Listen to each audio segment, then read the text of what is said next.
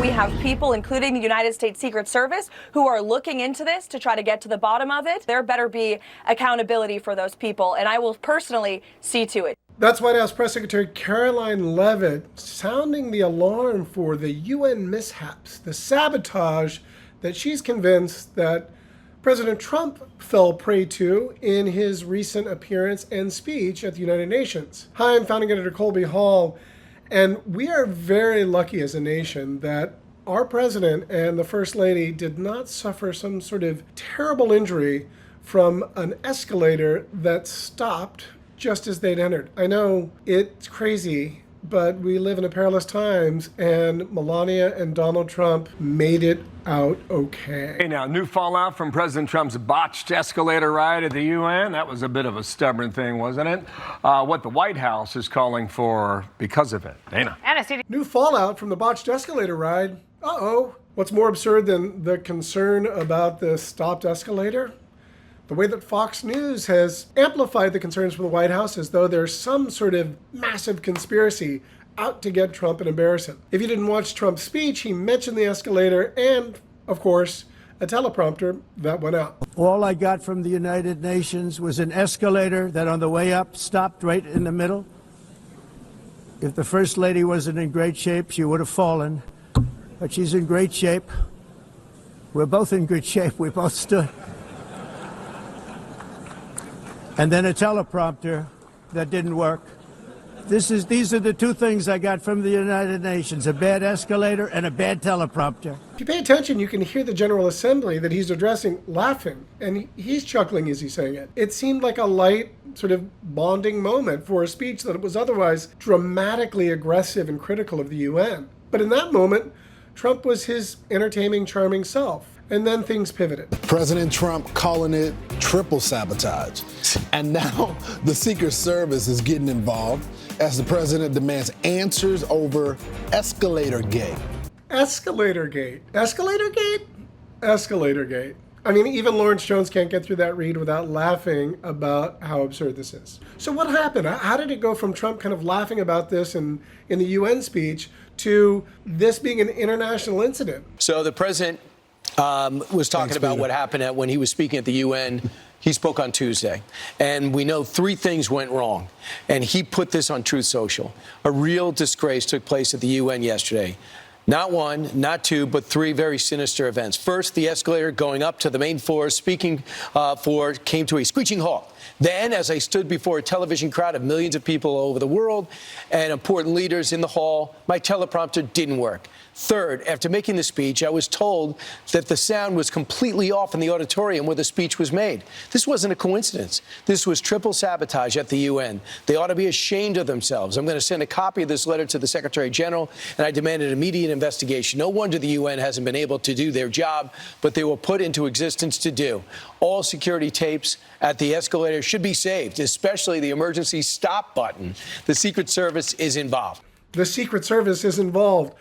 That's Trump's Truth Social post, which is basically talking points directed to conservative media outlets like Fox and Friends, who exist really to amplify what he wants to be amplified. And there they were. Of course, there's more to the story. They came back and they said the photographer walking backwards mistakenly hit it off. I don't get that. I'm not buying it. Yeah, the UN put out a statement and said that there was a videographer that was going up the escalator backwards and accidentally hit the emergency stop button. Let's watch the footage. I don't know, it seems kind of normal. Let's zoom in on the videographer. So there is a photographer not looking where he's going, and he goes out of frame. And, there are emergency stop buttons at the top of escalators. It's entirely plausible. But, of course, that doesn't really matter because this is a chance to complain about Trump being victim to some sort of global elite UN who's out to get him. Number two, on the teleprompter, the UN says, well, it was the White House person working the prompter. Well, it wasn't going until 15 minutes in. White House guy can work the prompter. And the third was when Melania went up to him. He said, Melania, how did the speech go? She said, I couldn't hear a word. That's when he was incensed. And when people wrote a story about how Melania seemed distracted, she said she couldn't make out a word. Melania couldn't make out a word. Oh, no. Oh, no. I mean, I watched it on television, and it was clear as day, which was, 99% of the people that watched it could see it. It was Maria Bartiromo who brought this up on Fox Business. She made it even more dangerous. The president wants answers. After the escalator stopped, as soon as he and the First Lady stepped on it, look how great Melania was. She is unfazed. She walks on it, it stops, she turns around to the president, and she just leads the president up and walks. So she was unfazed by it. Melania Trump is a national hero. She was unfazed by a stopped escalator. That's nearly superhuman. Good for her. But this could have been a massive issue. And the president being frozen there in one place makes him vulnerable.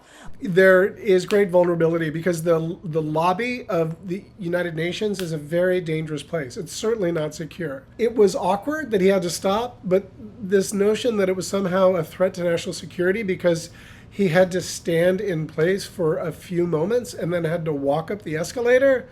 Oh my goodness, we are so lucky. As it turns out, there may have been some hijinks involved, or at least Caroline Leavitt put forth that some people at the UN had joked about doing this very thing. Talk about an escalation. Caroline Leavitt highlighting a Telegraph article from Sunday, saying UN staffers were joking about how they may turn off the escalators to mark Trump's arrival. Fox News opinion hosts are convinced that Trump was a victim of some broader sabotage.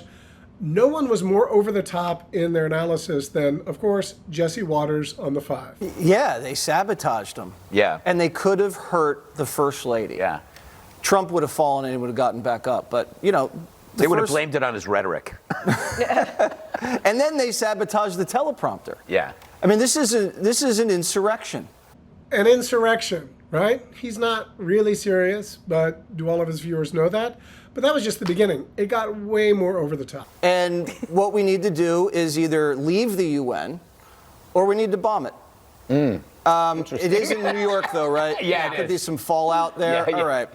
Maybe gas it? No. Let's not do Oh that. my Gas goodness. it. Okay. He's But we kidding. need to He's destroy it. Maybe just, can we demolish the building? We could turn it Have into- everybody leave and then we'll demolish the building? Blow up, gas, demolish the UN building. Jesse Waters is a joke. He's a very serious personality who is a very Trump opinion host, but it's wrapped in ironic detachment. I'm not sure that all of his viewers get that, but again, he's not really being serious.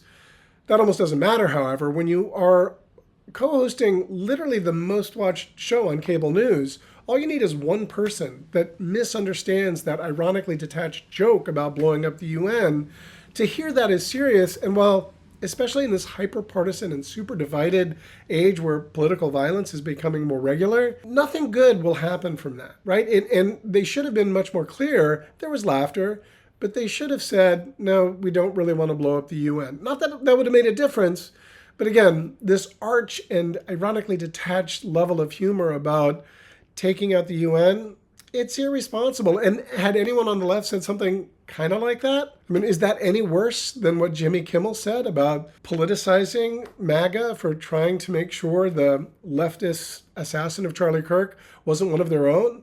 I mean, he got suspended for that. But when Jesse Waters says something like blowing up the UN, he doesn't even need to apologize. When Brian Kilmeade said this, billions of dollars to mental health and the homeless population. A lot of them don't want to take the programs. A lot of them don't want to get the help that is necessary. You can't give them a choice.